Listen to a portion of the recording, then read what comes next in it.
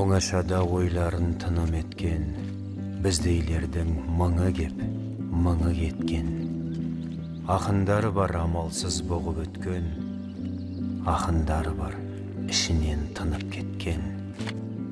Біздейлердің мыңы кеп, мыңы кеткен.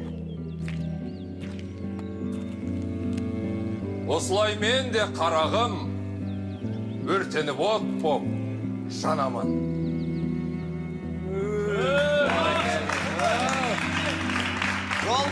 Жолдастар, қазақ поэзия көгіндегі Мұқағалидың жұлдызына тағы бір жұлдыз жақта. Сол үшін алып қойыңдар кәді. Өлеңіңіз жақсы екен. Мұқағали Мақатаевқа еліктеп жазасыз ғой дейм, Есіңде болсын. Әр ақынның өз жолы бар.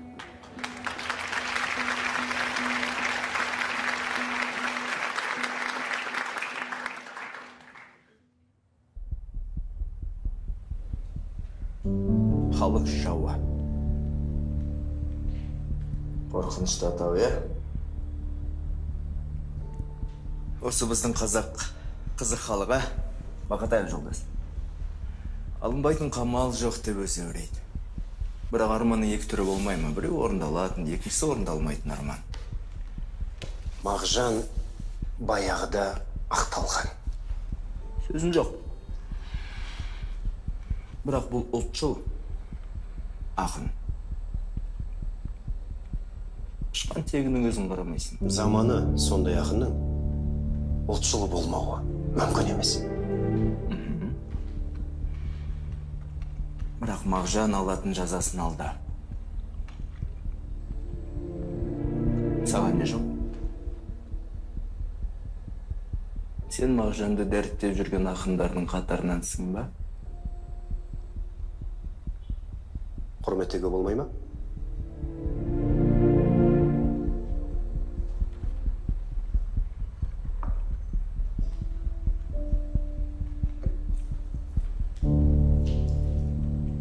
Ал.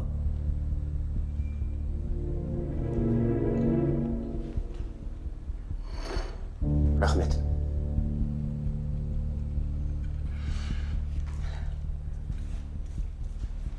Енді мен саған орындалатын арманды айтайын. Партияның тапсырмасын орында. Сонда сенің кітабыңда қалың шығады. Жазушылар одағынан да шықпайсың. Атақ абыройда өзі іздеп біледі. Түсіне білген адамға қазіргі заман керемет.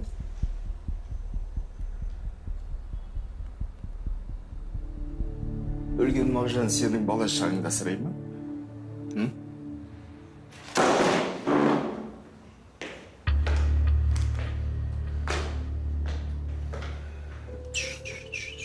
Қайтесің? Қолыма кісен салайын ба?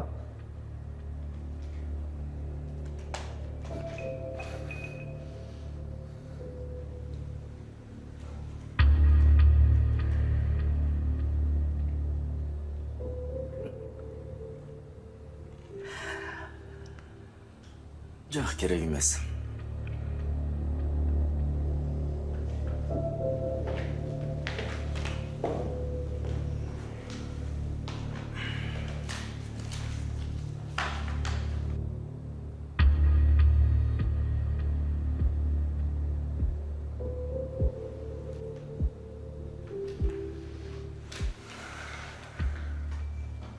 Сен осы ішіп алған жоқсың ба? Жоғы, мынандай қасиеттіге қалай ішіп білем?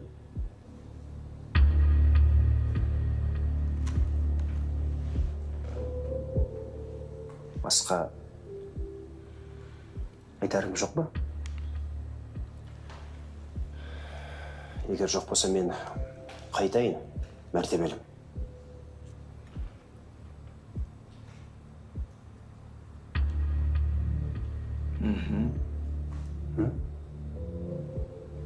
Бос.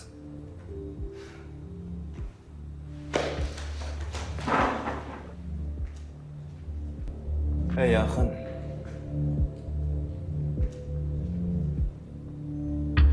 Жеке басыңа қастығым жоқ, біліп жүр. Рахмет дейін бе?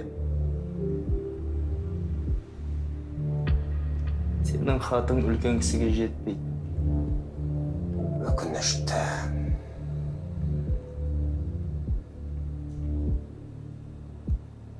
Шынайы поэзия үшін күрескен біріңіздің барын Қонаев жолдастың білмей кететіні. Өкінішті. Өкінішті.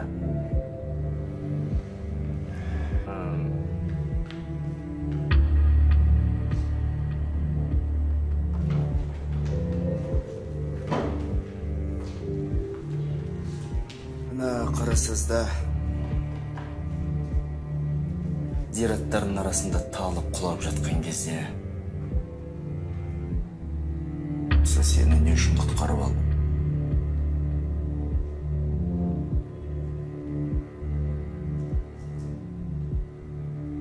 Бұны да ойлана жүр.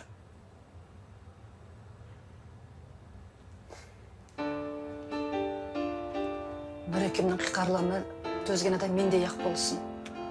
Осы жол тіпті бет қаратпайды. Не деп жатыр? Түк естімейді. Жазады. Соңынан дұрыс емес деп айғайлайды. Кеше нотаға түсіргеннің барлығын жыртып тастады. Бұның жарты жүрегін толтыратын бір ақын керек.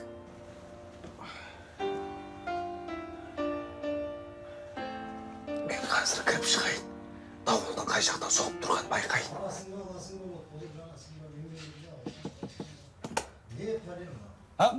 Нұреке, қалыңыз қалай? Жап есікті. Маған Мұқағали керек, Мұқағали табыңдар. Жақсы. Иә, жақсы. Құтқару керек. Қазір. Мен қазір.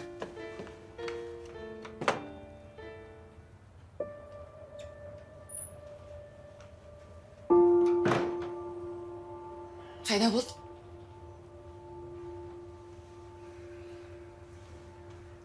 Түнімен сені іздедік. Өрмекшінің торына қарап отырдым. Қайдағы тор тағы? Менің поэзиям қайда? Шолпан қайда? Шолпан? Сен өзімен не тыңдап тұрсың ба? Өсек деген гулеп барады. Бірін естісең бірі шығады. Саған не болып жүр өзі, а?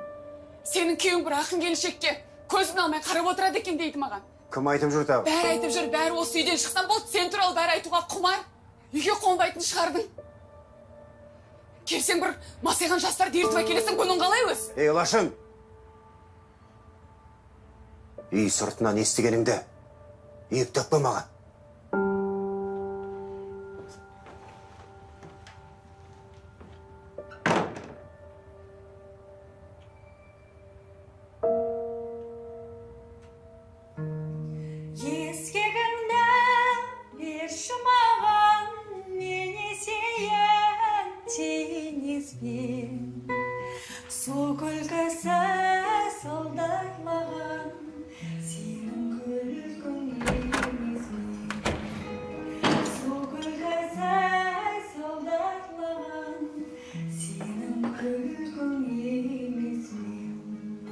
Ей!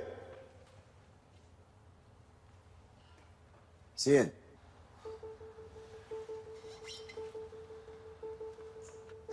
Ақынсың бақ.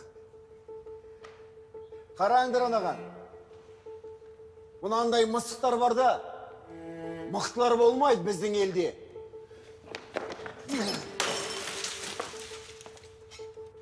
Ей, бұқыма тоқта. Сен сияқтылардың кесірінен серлердің талай сұлап түсті. Сен сияқтылардың кесірінен менделердің сор қайнап бітті. Ұра! Ай, Мұқа, сабыр ет. Ойбай, көкем ол болды енді. Қайтесің соң. Сабыр ет. Отырш. Сабыр ет. Отырш кет. Болды. Отыр. Отырасың. Отырам. Отыр. Кел. Ауылды ұрып жібере жаздадым қайналан. Тау қозғалса да, сен қозғалмайтын шығарсың деп ойлаушым. Ал не болды ал? Әй, Мұқа. Кешіріңіздер алсам бола ма? Тоқашаға қалайсыз? Жақсы аман есен, өздерің қалайсың? Шүкір. Мұқағали. өзіңді арнайы іздеп келіп отырмын. Енді осы қазақта жалғыз тентек ақын сен болсаң да, Нұрағанды күттіруге болмайды. Іздеп жатыр ма? Қатты іздеп жатыр. Осы төрткүл дүниеге шабарман жібертіп тұрып іздетіп жатыр. Ана кабинетіне аяғымды аттап кіре бергенімде маған Мұқағали керек деп айғай салды. Бірден сені іздей кеттім. Барам, бару керек. Барам. Әй, Мұқағали. Қазір.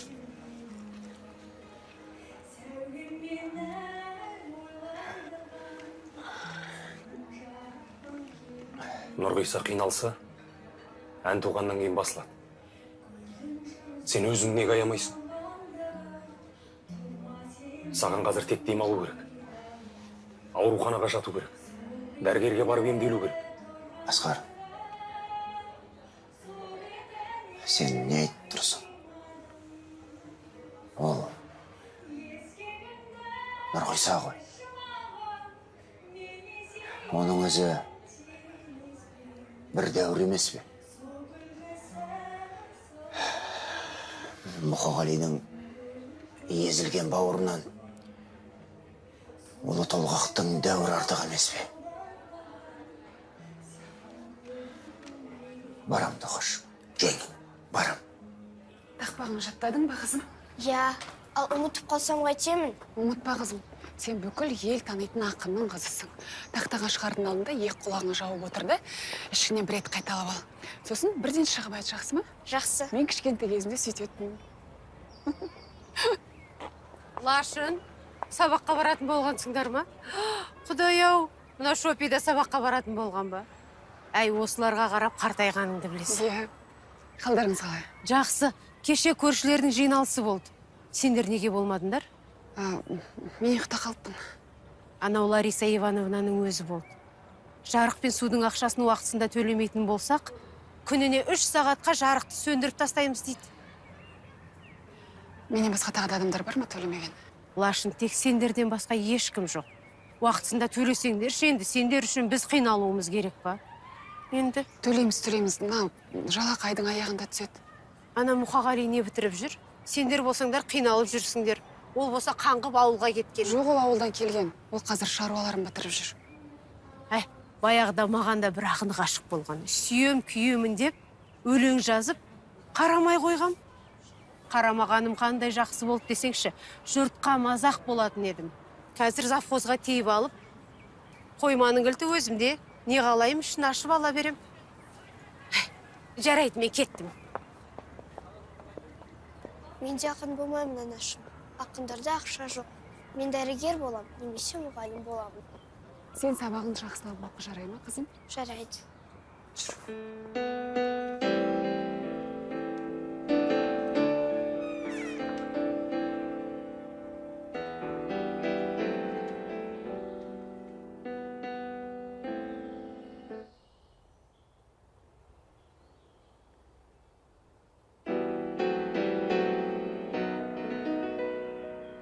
Қаланың қапырығынан қашып шығып кетсем де, кең далаға симай барам. Қайда жүрсің? Көріп тұрым, аға. Көрсең, тыңда.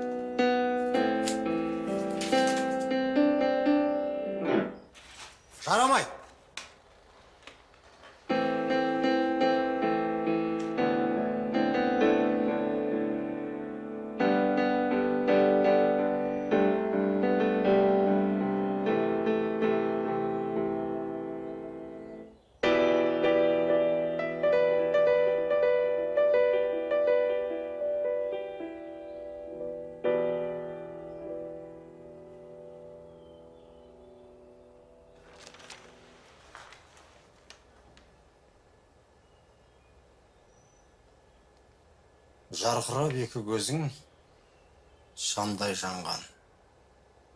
Күтушең жалғызыңды қан майданнан. Жалғанда күту деген қандай жаман ақыры. Қаза болдың сарғайған. Сөнбейді әже, ошағың. Өзіңді әнге қосам. Жеті қат жердің астында жетпейді ау, бірақ мына жеткізіп көрек.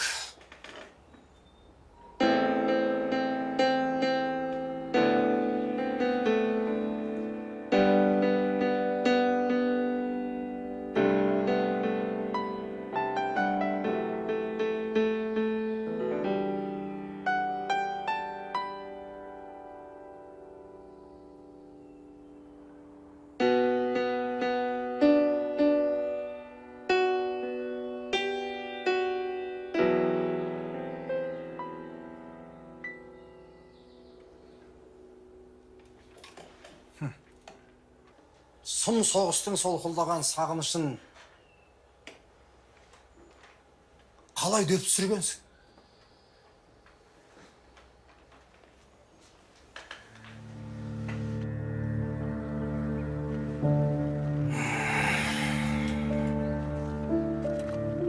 Мұқағали Мақатаевтың азаматтық әрекетке қабілетсіз деп тану туралы. Мен барғанмын, жазушылар жақсы көрем. Оларды қамаған оңай. Бір-біріне айдап салсаң бол, домалақ арыздарын боратып, бір-бірін жеп қой жүзді.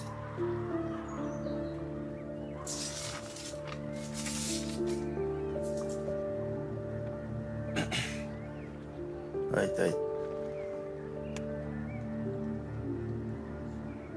Мұқағалиды босатып жібер. Тағы не үшін аңдырып жүрмісің? Еркін сүйткісін деп әдей қатты кеткенім жоқ. Есінде болсын. Өзін тым еркін сезінген ақын бір нәрсе білдірмей жүрмейді.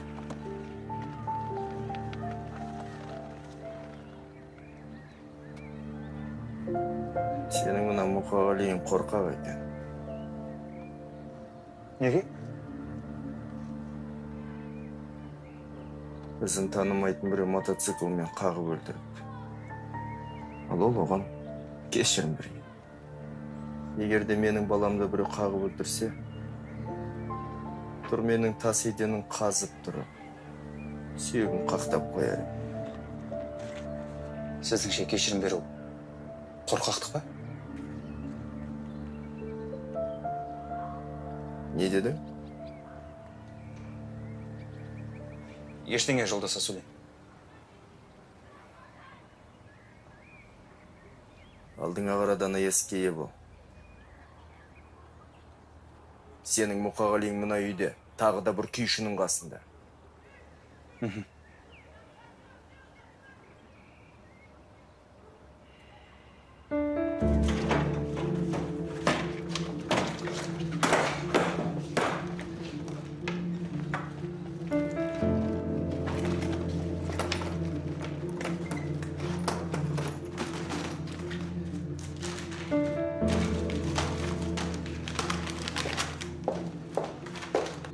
Сөйтіп қу шәмші татып olмайтын болыпты.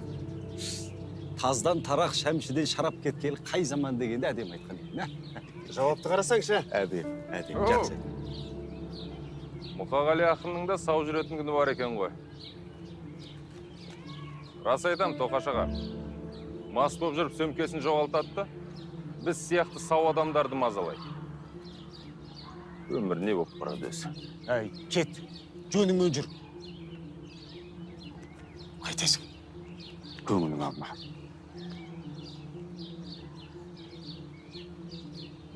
Қош. Тарт бері. Бара жатыр маға. Бара жатыр.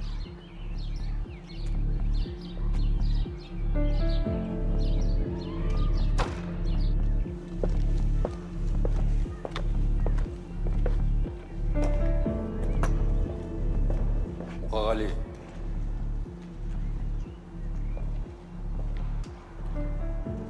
Одаққа қабылданбау керек. Түсіндің бе? Сіз асыл өлеңнің бұйрығы.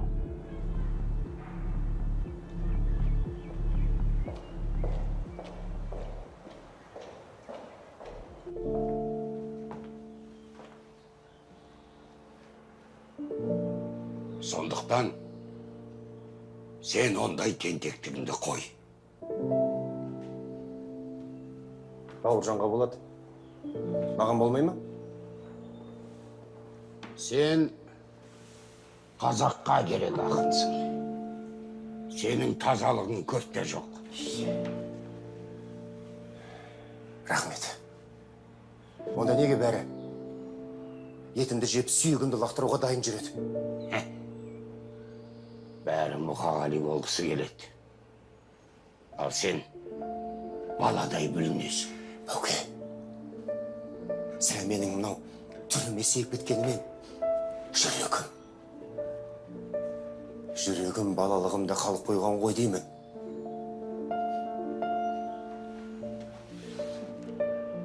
Дұрыс айтасың. Мына Батыр Бауыржанның да айбары өтіп тұрғанмен жүрегі бала. Есіңде болсын. Есейіп кеткен жүрек ерлікке бармайды, тартыншақтап тұрады. Баланың жүрегі ғана тәуекелшіл. Мен күйіп кетем. Әдебиеттен хабар жоқ пақырдың, поэзияны рахаттанып отырып сынайтынын көрем. Мынау аспанда аяғы салбырап отырғандарға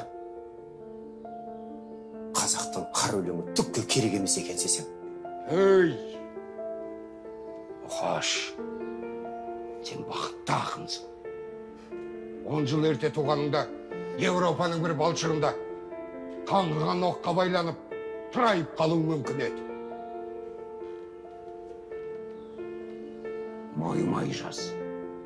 Құдай сені жазу үшін жаратты.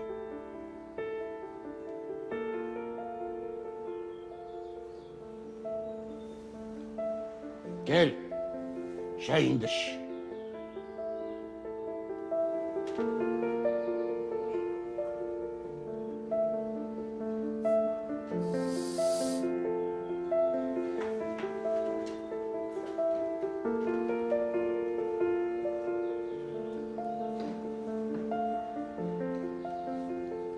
Tentek, sen neге mаған söz қайтарасың осы?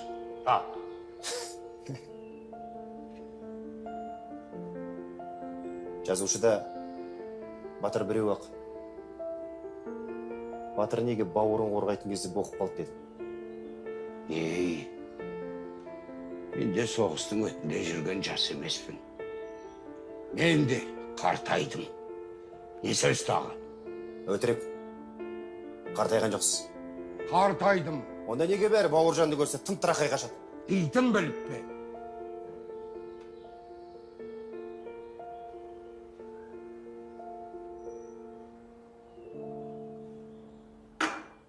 Шапаныңды кейін жаба марқыңа.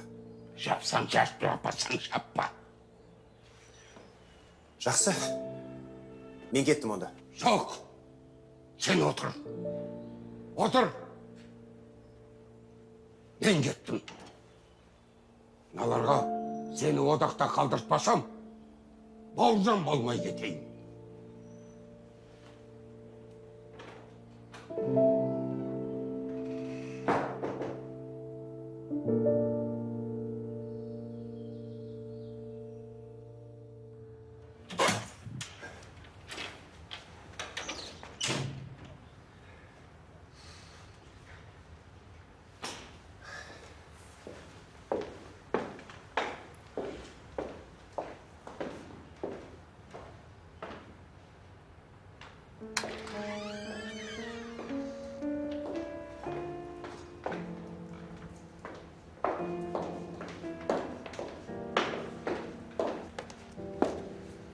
Мәңгілікпен кездесу деген осылай болады екен.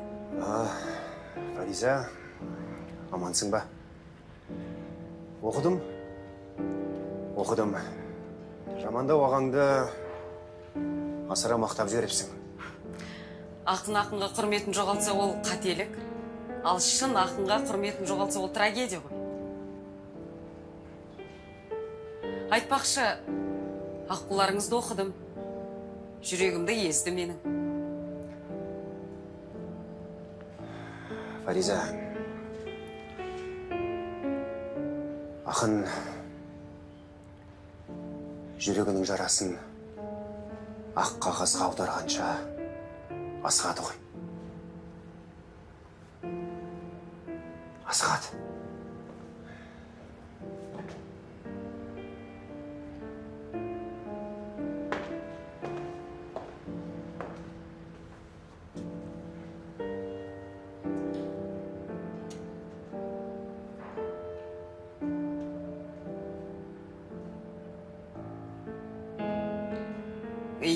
Қию көл маңы астан кестең, жер айналып тау құлап аспан көшкен, жаңғырығы жар салып жартастар тұр, жетім көлдің қайғысын бастан кешкен. Жарайды аға, мен кетейін.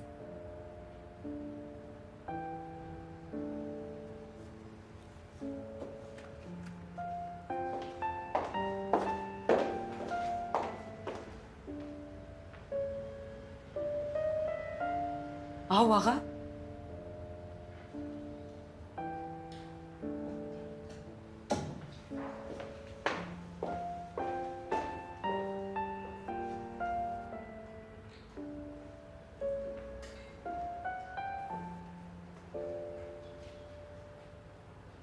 Шеңберден шығу керек. Фариза. Шеңберден шығу керек.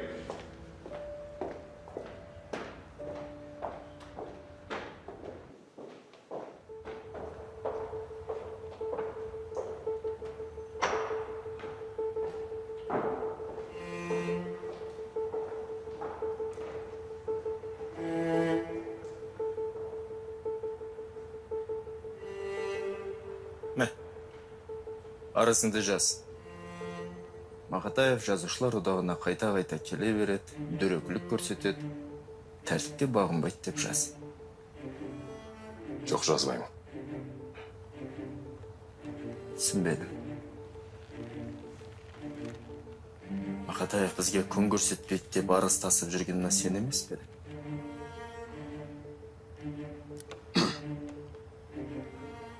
Мойындаймын. Мұқағали менің жауым шығар, бірақ... Не деп оттап тұрсың? Қазақтың жауы емес. Оның ісіне айтайын дегенім. Бөкең араласып жатыр. Өзіңіз білесіз. Оның беделі...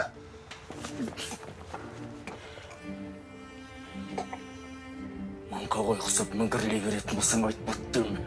Мәскеуді құтқара алмайтын де қала, мен сені ұқтың ба?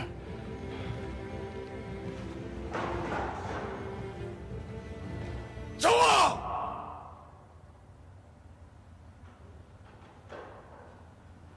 Енді керек емес.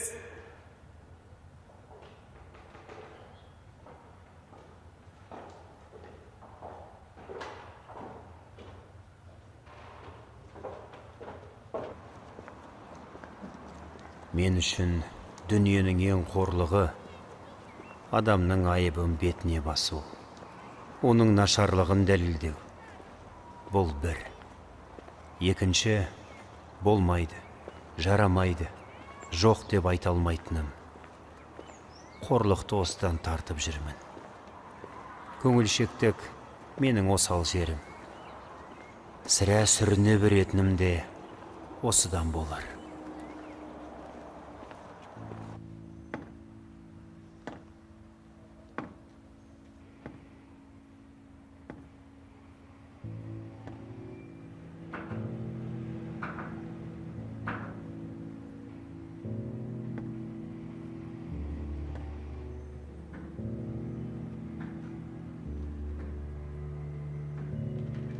Не үшін келгенімді сезіп отқан шығарсыз?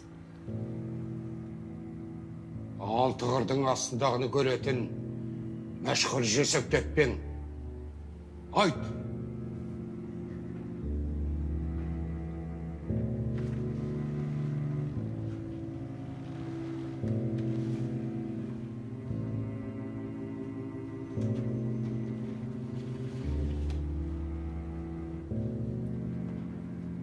Бұл біздің ұлы республикамызды былғап жүр.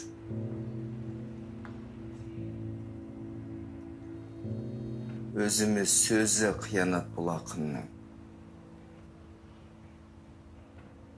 Дұрысыныңыз Бәуке.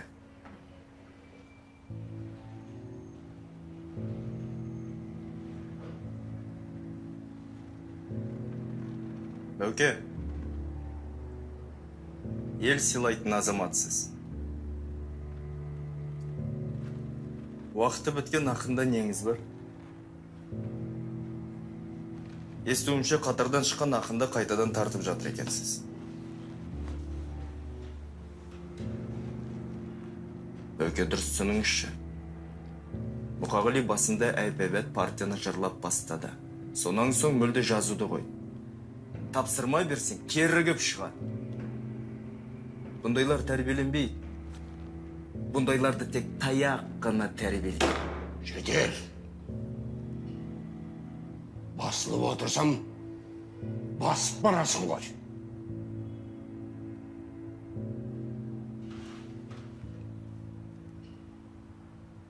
Тәрбие сенің нетеңің.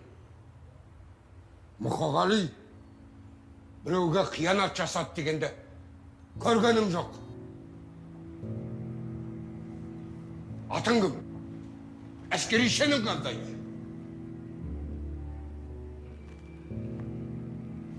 Кешіріңіз. Оны айта алмайым.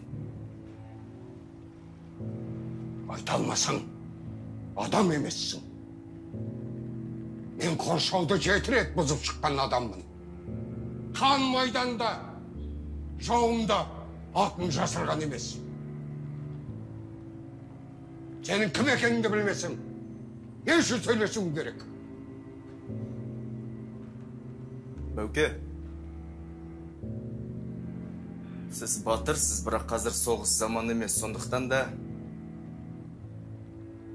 қоғамдық тәртіпке бағынасыз. Тыңда, бала. Мұқағалиды бүгінгілер таптап тастайды. Ал болашақ арашалап алады. Ол сондай ақын. Төбесінде көзі бар.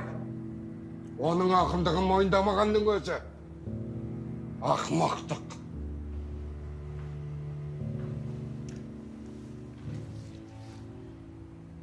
Әкең соғыста болып еді.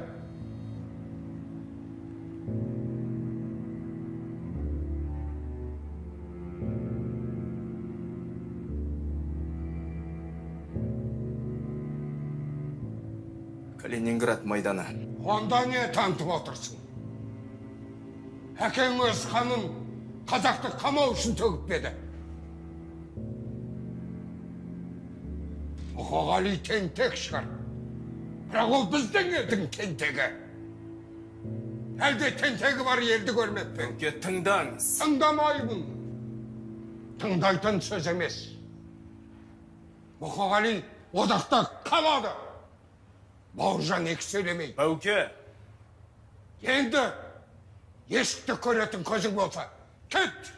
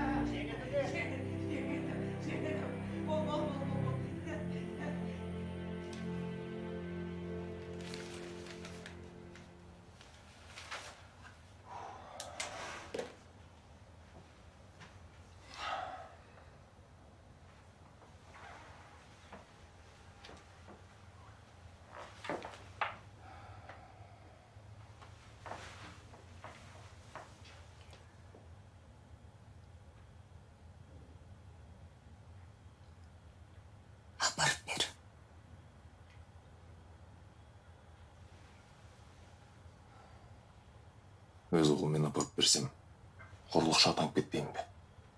Сайлау енді біреудің өлең саған шабыт сыйламайды ғой.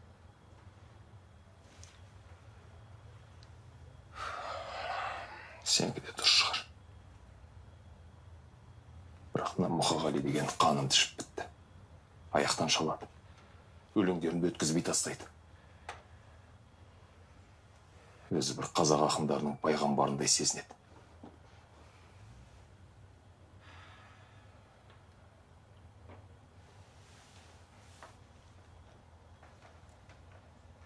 Апарып берші, қайтесің?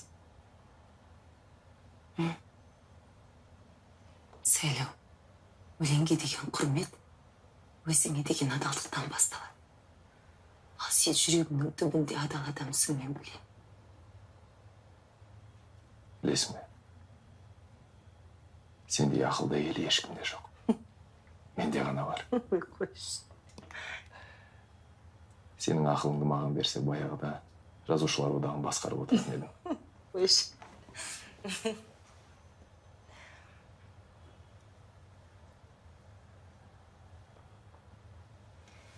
Сайлау, сен ақылсың. Білесің бе, мен саған тұрмысқа шыққан кезде ең бірінші сенің адалдығыңды көргем. Жарайды. Дегенің болсын, апарсам апарып берейін. Басымды кесе болмайтын шығар. Соны айтым.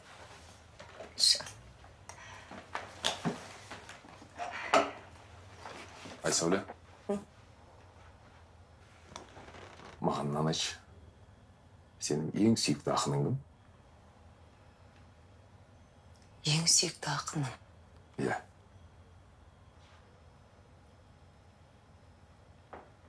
Менің ең сүйікті ақынымның өлеңдері мына портфельде жатыр жан.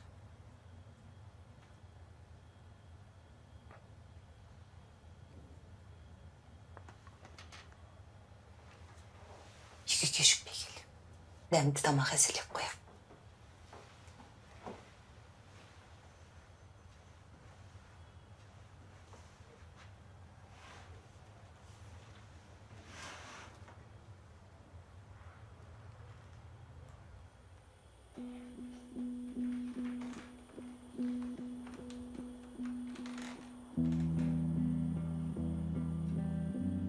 Ашын. Өлең жаздым.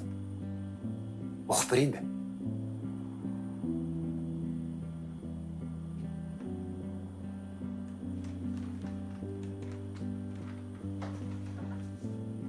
Ашық. Мен бүгін Нұрғиса Тілендиевтің үйінде қонақта болдым. Енді екеуміз бірігіп ән жазатын боламыз. Ертең тағы да шақырдым. Сен де барасың.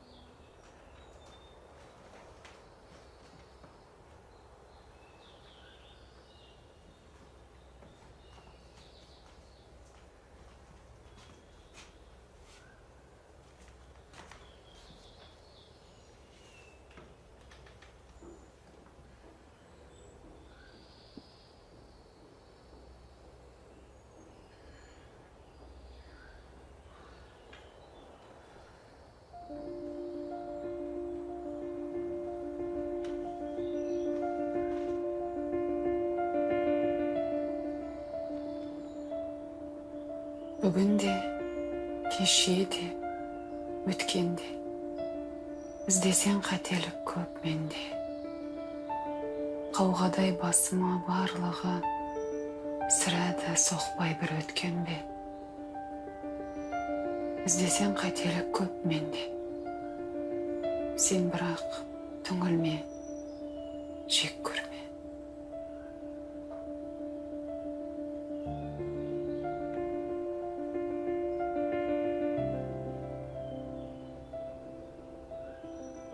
Лайсаң жауындар, дауылдар, болмайма күн шуақ көктемде.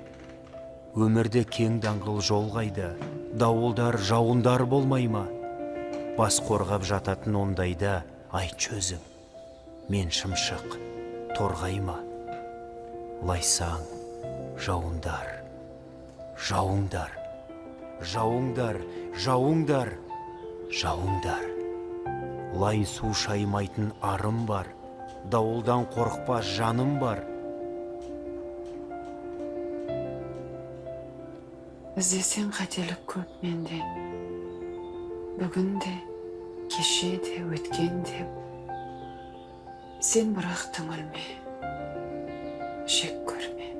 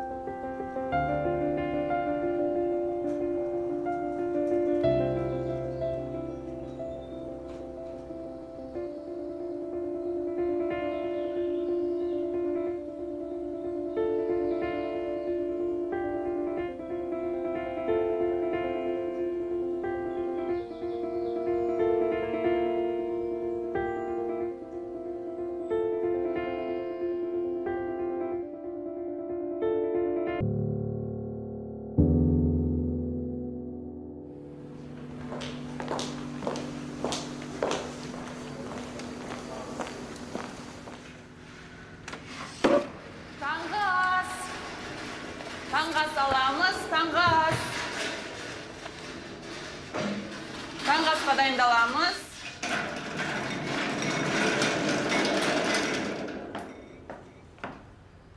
Көңіл күйіңіз қалай, аға?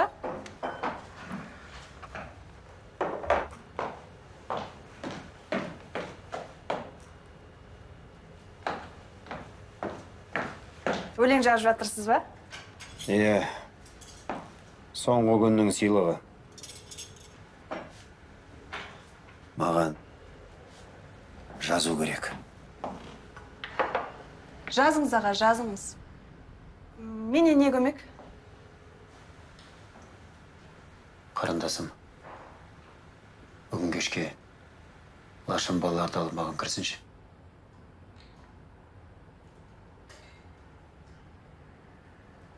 Менің аманатым бар.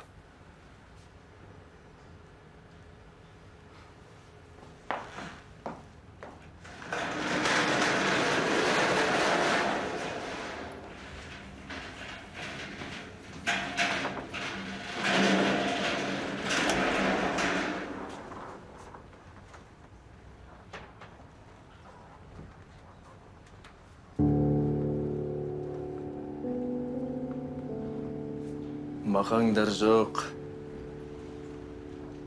Мақаңдардың сарқаты Мұқағали Мақатаев бар мұнда. Тезірек сауық бет деп айтайын десем, Құдай бәрін шешіп қойған сияқты ба?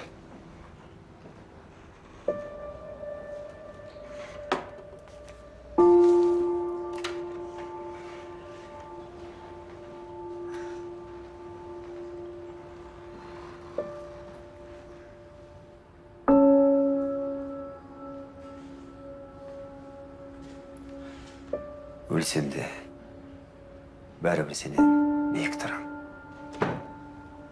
Бауыр циррозы де. Бұл дерт жабысқаннан айырылмайды.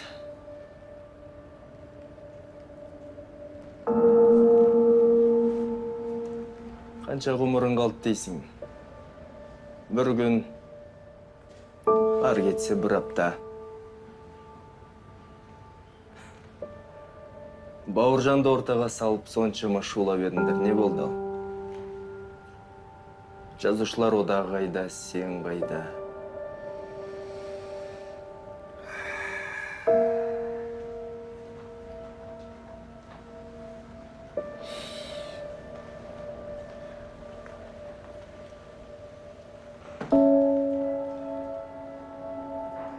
Енді арқан кеңейді. Жоқ. Мен бұлай болғанын қаламай бем. Мен сені заң аясында жазалағым келді. Бірақ кейде кейбір істің күрмеу дәл осылай аяқ асты өзімен өзі шешіліп жатады.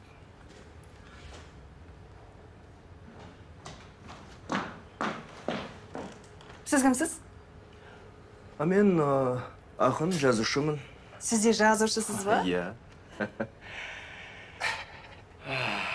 Кейде ақынның ақынға жаны ашса,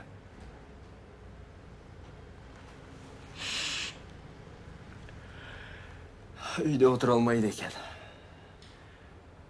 Досымның жағдайын білейін деп. Кешірерсіз.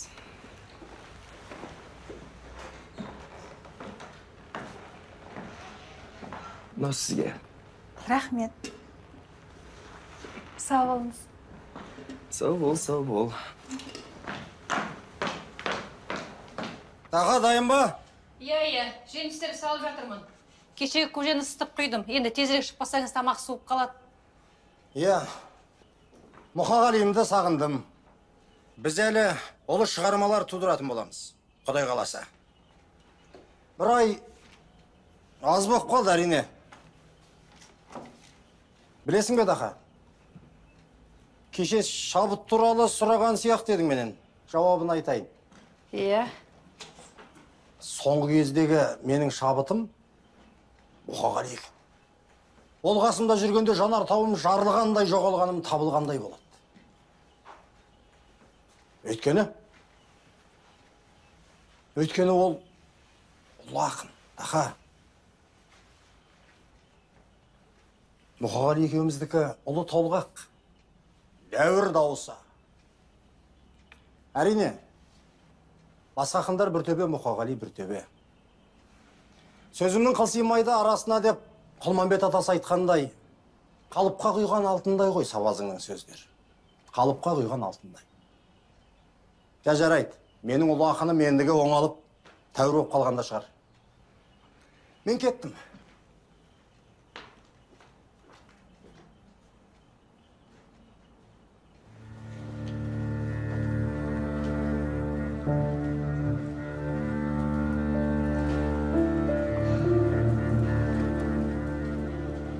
Егер бір кездерде менің өмірім, шығармашылығым әлде кімнің көңілін аудара қалса, оларға бұлай дер едім.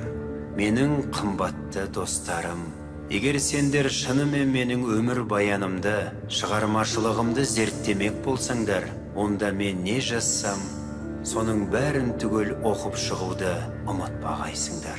Мені өз өлеңдерімнен бөліп қарамауларыңызды өтінем, естеріңде болсын. Менің жеке өлеңім өзінше ештеңе құрамайды. Барлық жазғанымды қосса, бір тұтас поэма іспеттес. Ол кейде күлімдеген, кейде түңілген менің жанымның үніндей. Иә, мен өз өмірімнің шежіресін жасап шықтым. Бәрі осында, бәрі менің поэзиямда.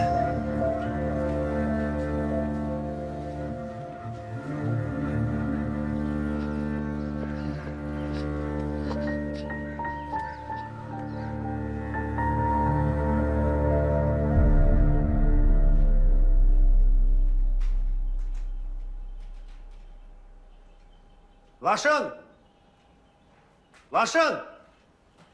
Бері кел! Не болды? Отыр. Анау қағаз бен қаламды ал. Ал. Жаз. Не жазам? Ой, мен А десем А деп жаз, Б десем Б деп жаз. Құдай-ау, жазам ғой, енді айтсаңшы, не жазу керек? Қазір айтамын.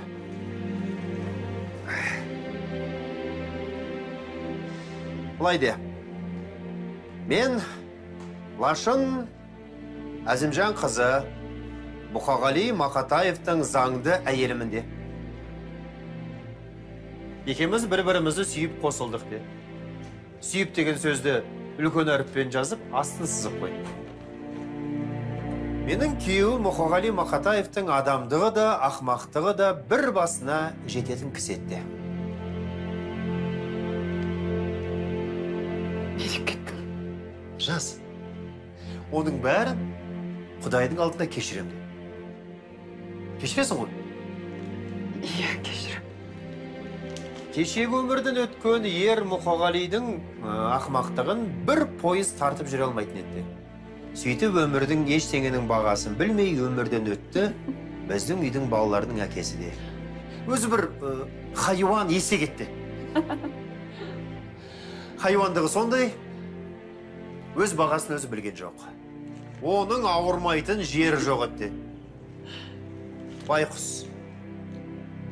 Байқұстан кейін көп нүкте қоясың. Болды ма? Не болды? Мені сағынған кезде оқырсың. Қиналдың аулашын. Қинадым әбден сені. Осылай күлімдеп жүр, Жәкес. Соңғы бір ай. Төгіп жаздым. Тоқтамадым, Лашын. Қинама жазыңды. Берса жазылған соң жалғастырасың. Мына жақ у да шу, мына жақта миың ашып кетеді ғой.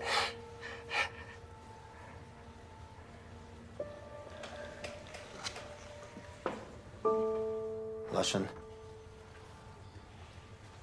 мен ауруханада жатсам да, өлеңімді тоқтатқан жоқ. Өлеңде сен сияқты. Көзім жұмылғанша қасымда болады.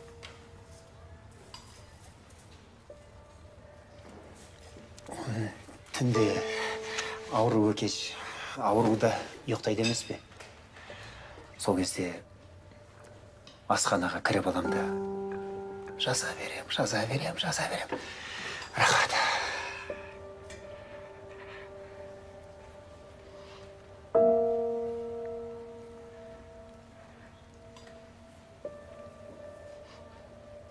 Мені дәрігер емдеп жатыр десең, қателесесің. Мені өлең емдеп жатыр. Бүгін жұлдыз келеді. Атыраудан Сарқыта келеді. Жұлдыз жақсы болған екен. Сағынып қалдың үстіне. Тамағың неге жемегенсің? Жоқ, батпай тұр. Мен тезет дәрігер шақыр. Жоқ, керегі жоқ. Қазір бар. Жоқ, мен қазір тез.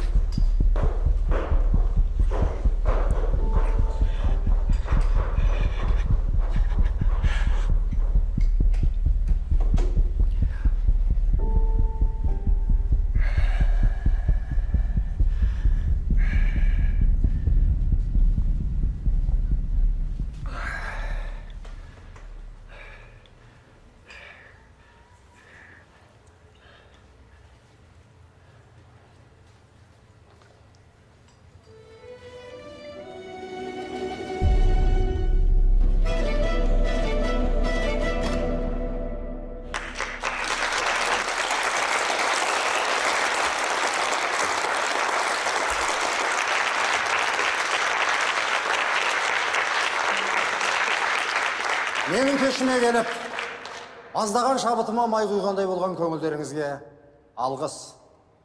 Енді 2 сағат бойы өздеріңіз тыңдаған, менің әндерімнің өлеңін жазған авторды сахнаға шақырғым келді. Оның өмірі аңыз, тағдыры толқын. Бірақ халық баяғыда бағасын беріп тастаған. Ал ендеше сол ақынды аялап, алақандап, сахна төріне шақырайық. Заманның заңғар ақыны Мұқағали Мақатаев.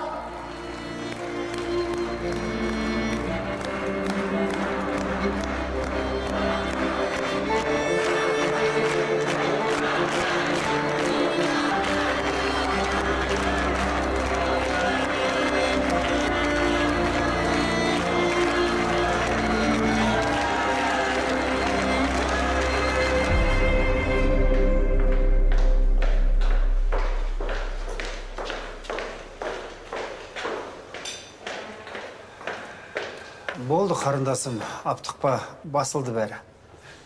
Дәрі қабылдайтын уақыт болды аға, палатаға жүріңіз. Қарындасым, далада ән мен өлең әңгіме соғып тұр. Қазір маған келеді. Содан кейін барам. Жақсы, палатаға тездетіп келіңіз, дәрі қабылдаймыз. Жақсы. Лашын, менің бөлмемде үстелімнің артында қара сөмке бар. Әкеп берші. Ішінде қолжазбаларым бар. Жақсы. Жүр. Мен сені шығарып салайын.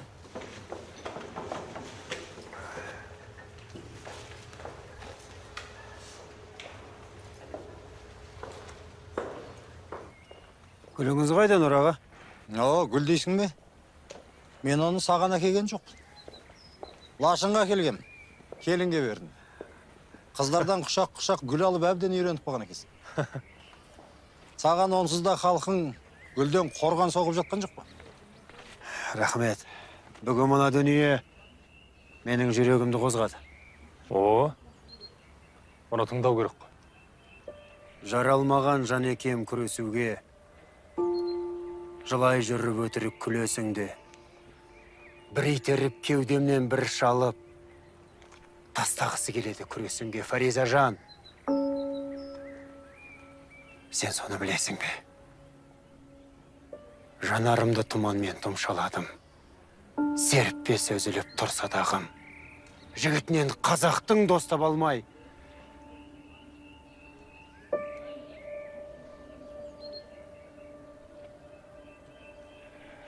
Фаризаға беріп жібердім. Қалған өздерің оқып боларсыздар. Рахмет сіздерге, аға достарым. Сіздер барда аласармаймын. Енді мен тынығайын, шаршадым.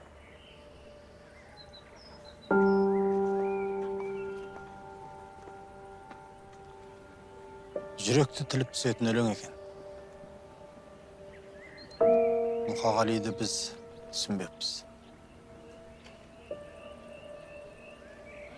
Кейде тауларда адамзатқа еркелейтін Нұр аға. Бұлағы су алып, бауыры тақырға айналады. Сосын гүр етіп қайта түлейді. Мұқағалидікі де сондай бір еркелік.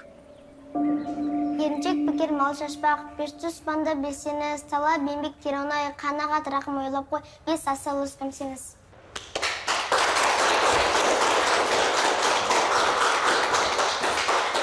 Келесі. Мұқағали Мақатаев, үш бақыттым. Ең бірінші бақыттым халқым менің. Соған берем ойымның алтын кенін. Ол бар болса, мен бармын, құр болмаймын. Қымбаттырақ алтыннан нарқым менің. Ал екінші бақыттым тілім менің. Тас жүректі тілімнен түңілмедім. Кей-кейде дүниеде түңілсемде, қасиетті тілімнен түңілмедім. Бақыттым бар үшінші отан деген. Құдай деген кім десе отан дерем. От сөнген жалғанда жан барсың ба, ойланбай-ақ келдағы отан менен.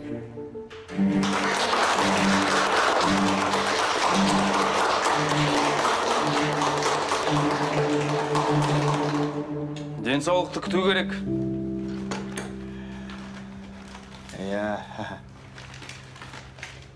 Барынша күтіп жатырмыз. Әкелерің қазір тәртіпті. Қара болдырғай. Каспийдің жауһары. Ем болсын сізге. Әй, Жұлдыз, қыз қарайтындай керемет жігіт болыпсың. Шұбатта келдің мәке. Рахмет.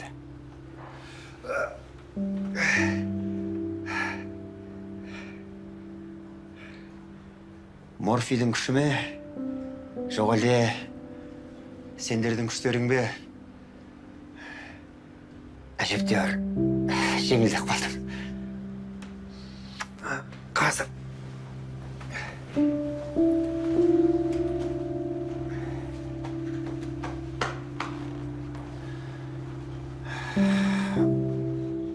Ала ғой. Балаларым менің. Сендердің әкелерің әдебиет үшін әйелін де, әлемді де құрбандыққа шалып жүрген адам.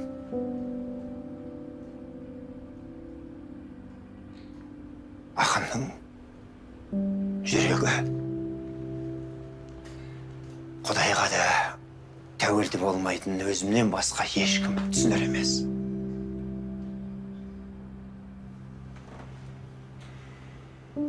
Мен бір нашарлау әке болдым. Мойындайым.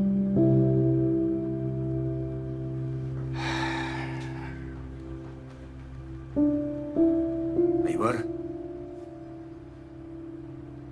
таудай азамат боларсыңдар. Таудай түрлі аңыздарға куә боларсыңдар. Егер сендерден әкелерің қандай адам еді деп сұраса, ол бір бала жүрек тақын ет деп жауап берерсіңдер. Әке.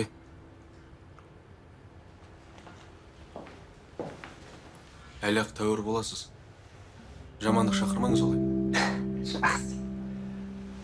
Жақсы балам. Ей алтындар. Ой, менің поэзиям, кішкентай поэзиям. Алмагүл, келе ғой.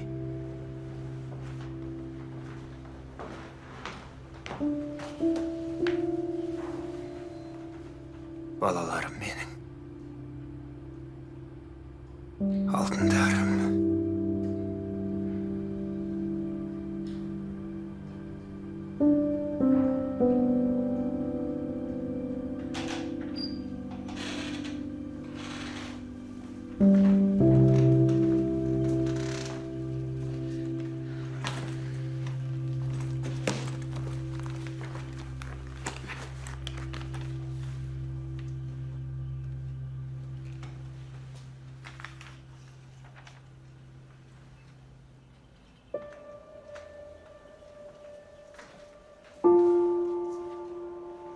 Өлімнен қорқам.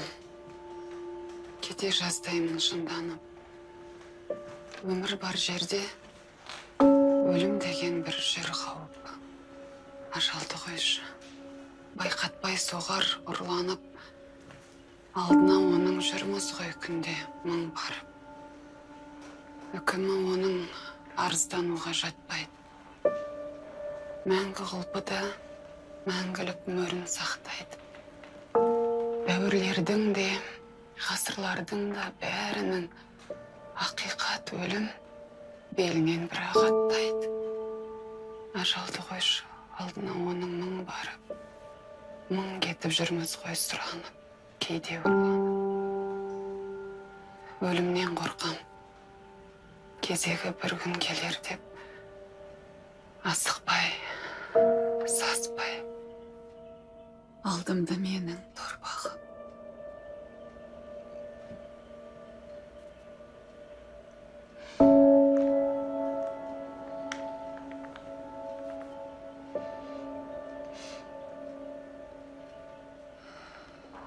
Соғыс туралы жазады. Бірақ соғыс атауға қарсы адам. Елге сыйлы болсам, осы бейбіт ойымды құптағаны болар. Анау Мұқағали. Ассалаумалейкум, бауыржан. Мұқағали содан кейін маған өлеңмен шапан жапты. Өлеңнен шапан киген менен басқа қайсың барсың?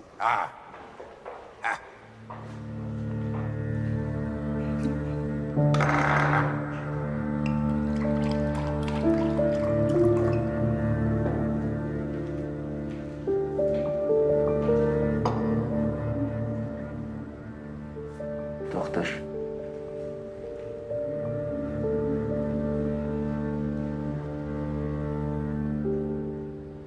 Сен мені ұнатпайсың, білем. Қазақты жақсы көрмейді, ақынды қорлайды дейсің.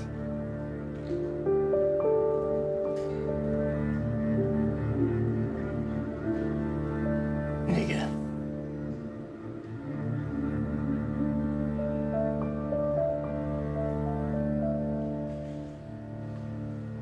Мен білем. Мен бәрін білем.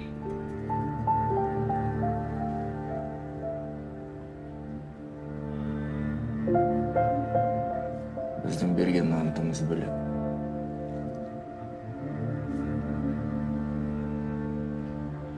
Ақын халқына ант береді. Ал біз екеуміз партияға ант береміз. Бен айтшы.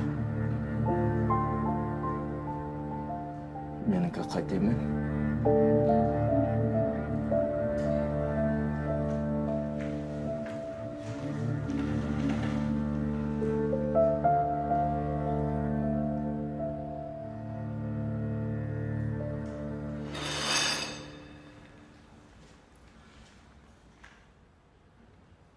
Мен жеңілдім. Сенің қалағаның осы еді ғой. Жоқ. Оттама. Неге оттайсың сен отырып ал? Жігіт болсаң, айтар ойыңды тура айтсаңшы. Міне Мұқағали нағыз ерке. Қаншама тергеуде болса да бұққан жоқ айтқан сөзінде тұрды, ал сен қорқақсың. Қорқақсың! Егерде шынымен де оған жаның ашса, неге құтқармайсың? Дәл қазір сіз жеңдіңіз. Бірақ тарих Мұқағали жақтайды. Қарғыз тарихте қана әлсіздерді ғана есіне сақтайды. Қарасызға барғаныңыз есіңізде ме? Сіз оны өлімнен құтқарып қалғансыз. Егер сіз болмасаңыз... Мен оны жаным ашығаннан құтқарғаным жоқ. Жаны қинала түссін деп құтқардым.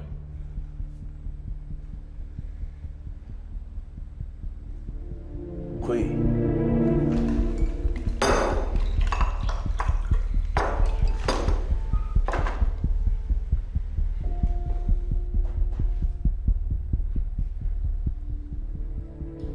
Енді ақынды аңдамаймыз ғой.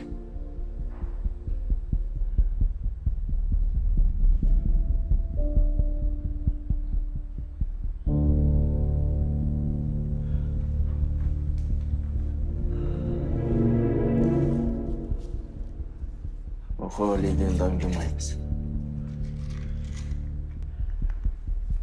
Бірақ ана жақ бәрі басқа біреуді тауып береді. Неге тұрып алдың? Саған демалу керек, кел, жатыр. Лашын, сен мені тыңдашы.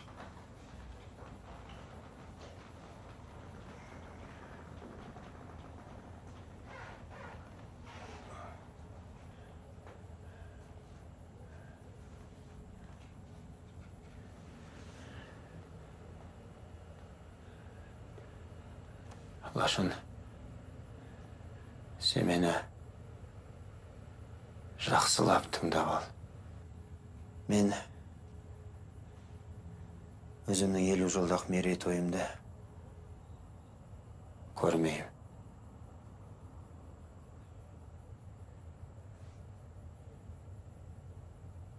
Балаларға бас бол.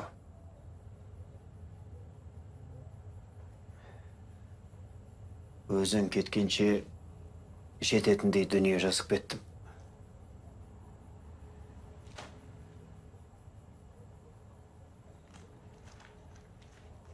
Ас.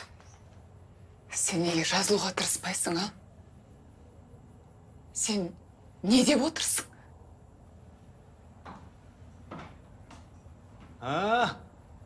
Таулардың жартысы қайда кетіп қалған деп ойласам, 4 қабырғаға қамалып отыр екен ғой, а? Тоқаш, Төрлет. Амансың байнам. Отыра бер, отыр. Төрлет. Тоқаш.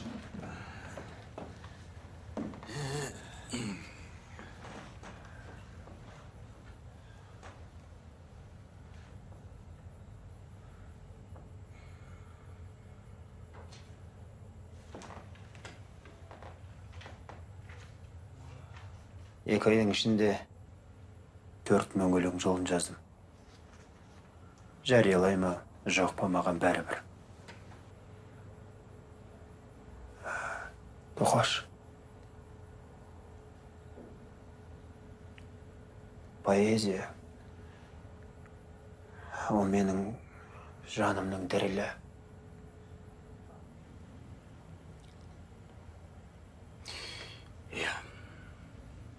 Мұқа, қиқарлықты ғой. Тездетіп жазыл. Айтқандай, Бәукең сәлем айтып жіберіпті. Денсаулығы сыр берген көрінеді. Сарыағашқа шипажайға барам дейді. Ақсақал, аман болсын. Аман болсын.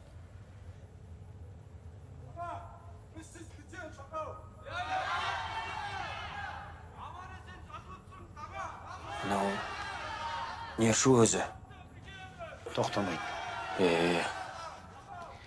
Қазағының жүрегін емдеймін деп жүріп, өз жүрегінің жағдайын ұмытып кеткен бір адамға хал білісуге келіпті. Құрмет көрсетіп жатыр. Онда мынау тар заманға тегін келмеген адам екен. Көресің бе? Кеттік. Қане. Түрегіл. Тоқаш. Өзім. Қане. Қане.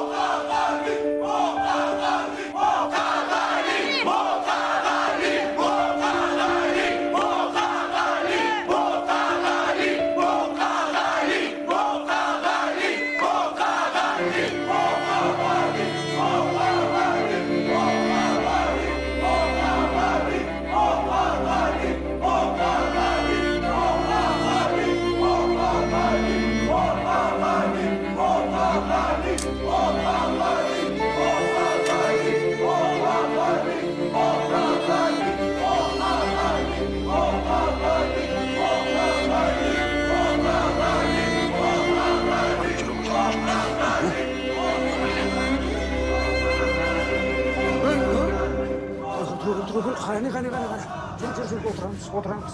Жүр. Қайсың барсыңдар, ай? Дәрігер! Сәл шыда, міне. Отыр.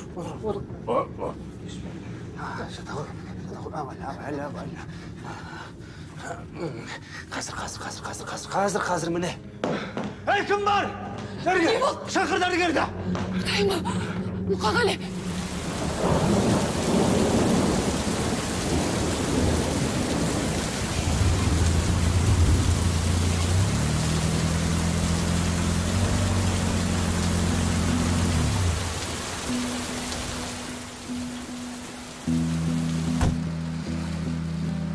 Фариза әпке, амансыз ба? Амансың ба?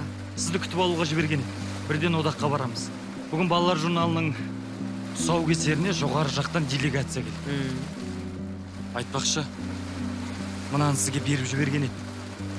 Ағаңыз. Ағам? Ағаңыз.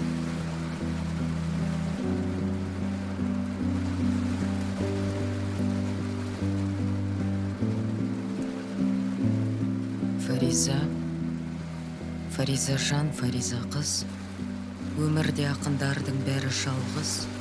Шыдай ақыры жалығармыз, бірімізден арылармыз.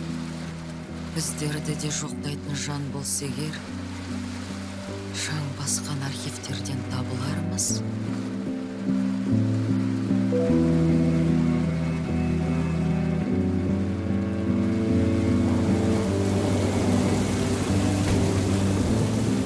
Сен мені білесің бе, жаралмаған жан екем күресуге, жылай жүріп өтіріп күлесің де, жүресің де қоясың, жүресің де, бір итеріп кеудемнен, бірі шалып, тастағысы келеді күресіңге. Фариза жан, сен соны білесің бе, жанарымды тұманмен тұмшаладым, серіппесе үзіліп тұр садағым. Жігітнен қазақтың дос таба алмай, қыз да болсаң, мен саған мұң шағамын.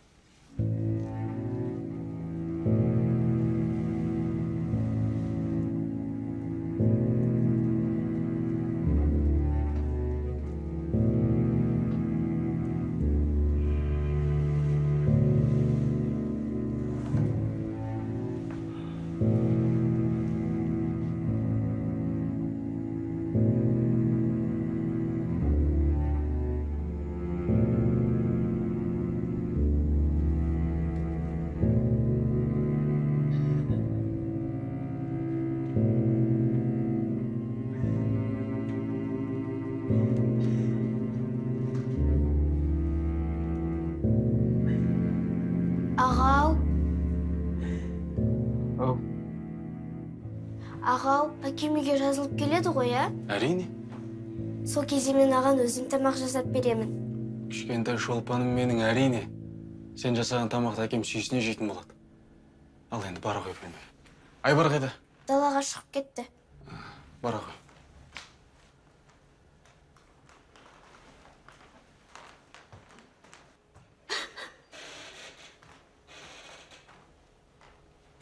Алмагүл. Болды енді.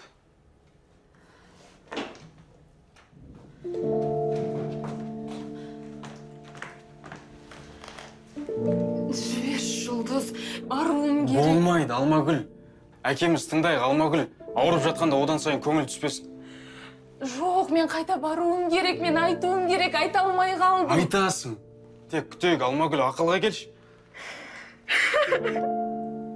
Әкеме айтуым керек еді, ол есту керек еді. Мен оны қалай жақсы көретінімді, қалай мақтан тұтатынымды әкем есту керек еді.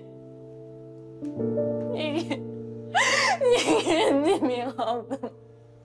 Ауруханада неге үндемедік? Мен оның жер бетіндегі ең жақсы әке екенін айтуым керек еді.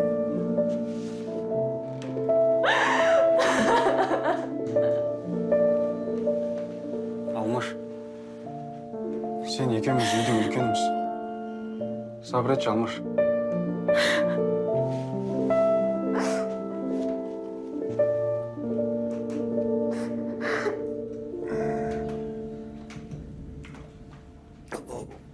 Лашын, одаққа апаршы мені. Барғым келеді. Балаларым жас еді.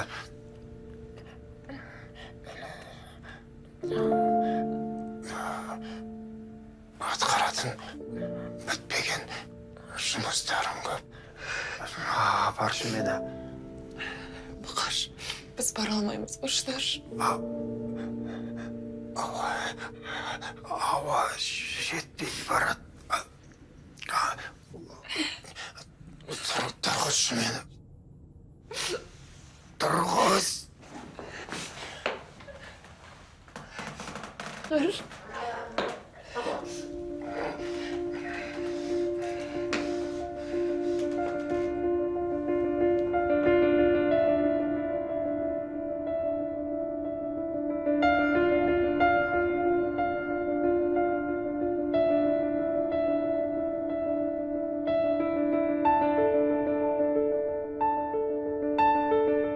Болмасты да. Енді қалаға дейін өзіңмен арып бармайтын шығарсың, Мұқа!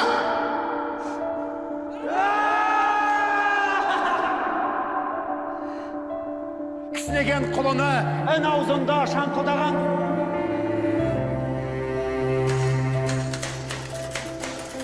Өзінің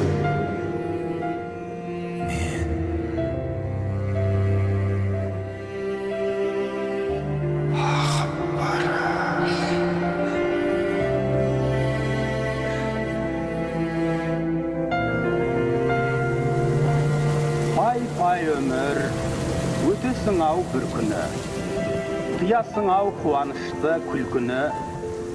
Өмір деген бір жарқ еткен найзағай, өмір деген көк аспанның күркірі, пай өмір өтесің ау бір күні. Болмағандай, жүрмегендей сенде біз, кетеміз ау, әй кетеміз пендеміз. Ұрпақтарға береміз де кезекті біз кетеміз, кету үшін келгеміз.